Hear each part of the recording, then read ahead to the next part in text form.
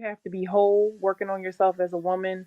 Um, Men, that's going to be more attractive to for a man to want to marry you or want to be in a relationship with you. And I think that men are going to be in that leadership position. So the reason why you're looking for someone feminine is because you want her to be moldable. So to some degree, you will be molding her.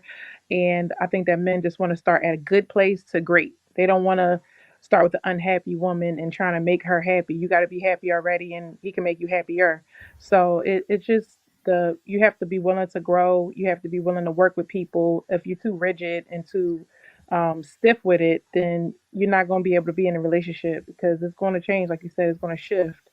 And the last thing I want to say is being masculine is very important. Like a lot of men they would always like stick around and wait for a girl to break up with them. And so the one thing that about my man where it kept caught my attention, and he told me that he broke up with a girl because she was being disrespectful. So I was like, "Ooh, a man breaking up with a woman? Like I don't hear that all the time." Like, so I mean, and it wasn't like a serious situation. It was just exactly what Mr. Let Go said, and so I could respect the masculinity in him, and it made me want to inquire more. Trevor's talking about a woman that's not already coming to the table being feminine, and Marcus is talking about a woman that's already feminine and just molding what she already bringing to the table.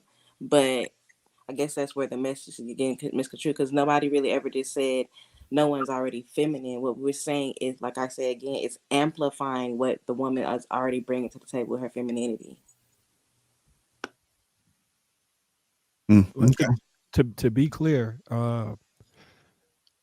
this is where that what was it, conditional femininity comes in, because I believe there's some women who will not come to the table feminine for me may come feminine for Trev, and then he can mold her, whereas I may not have been able to mold her and get her into that space because she didn't come feminine for me. That was, my general premise. Ideally, all people should be masculine, all men should be masculine, all women should be feminine, but we exist in a different paradigm. There's been a shift for various reasons: cultural programming, propaganda, war on masculinity, like all these different things. So navigating this cultural landscape that we're in, it requires tools, and I've seen the tools that I'm ascribing to be successful work on various degrees and levels.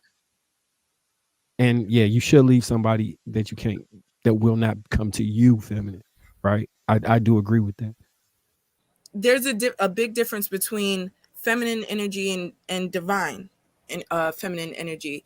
A feminine, regardless of which one you are going to be submissive to the man. However, when you come into a divine state of mind, you become that healer, you become that empath, and that is when there needs to be extra protection for yourself.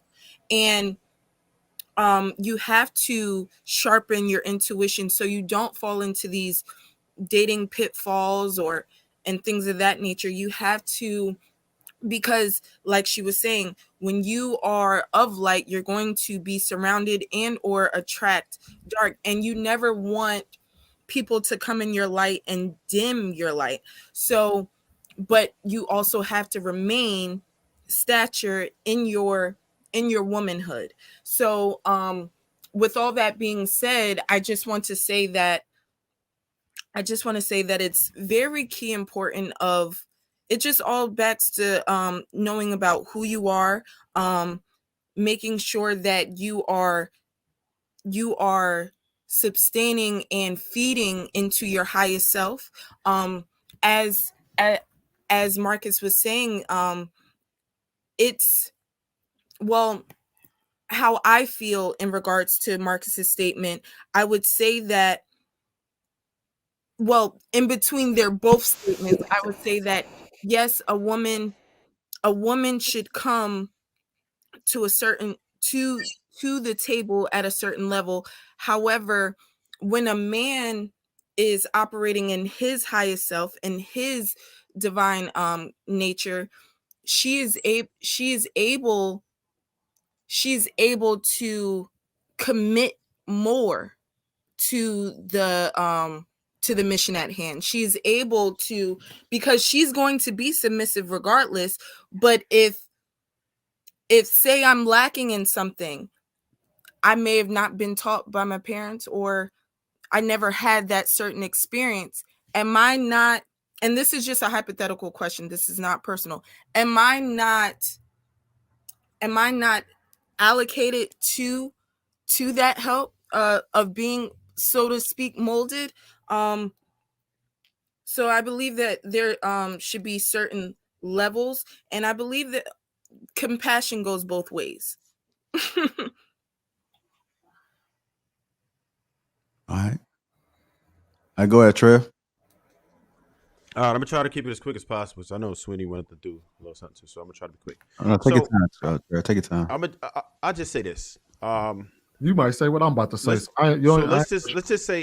Let's just say how Mr. Lecco might say, you know what, you need to get your ass in the gym or you're overweight, right? The harsh truth that they don't want to hear.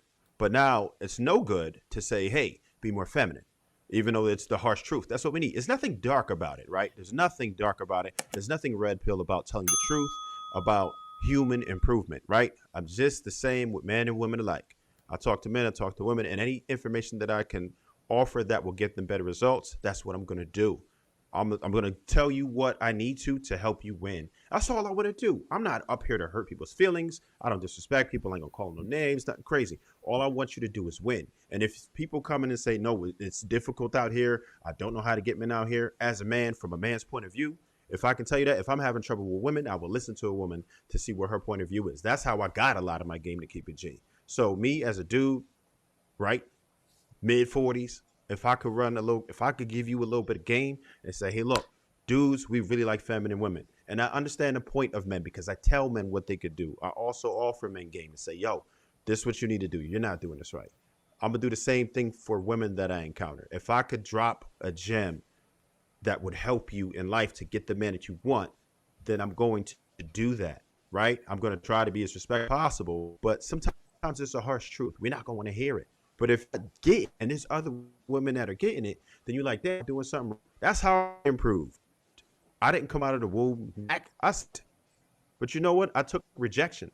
And then I took myself and I said, damn, what could I get better at? What could I get better at so I can go ahead and obtain some women? And then I got really good at it, right? And I did what I wanted to do.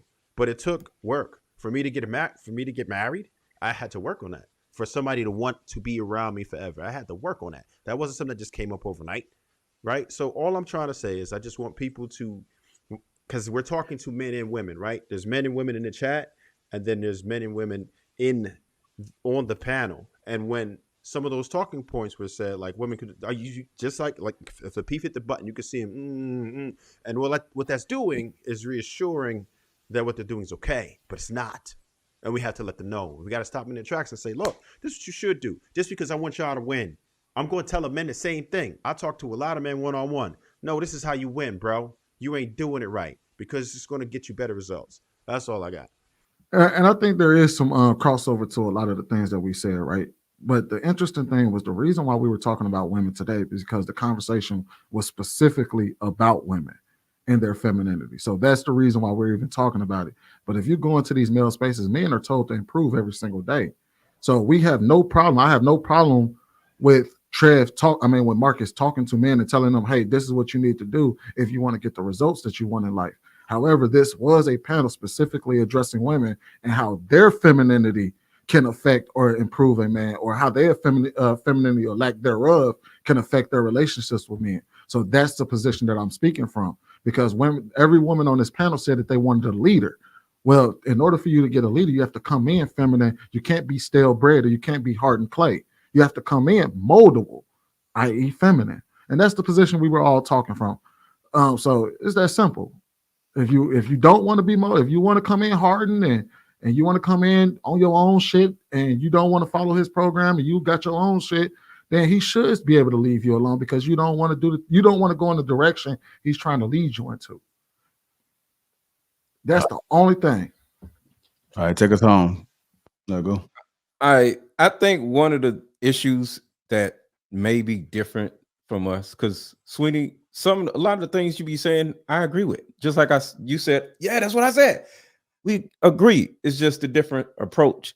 And I think the difference is advocation. I think y'all advocate for men.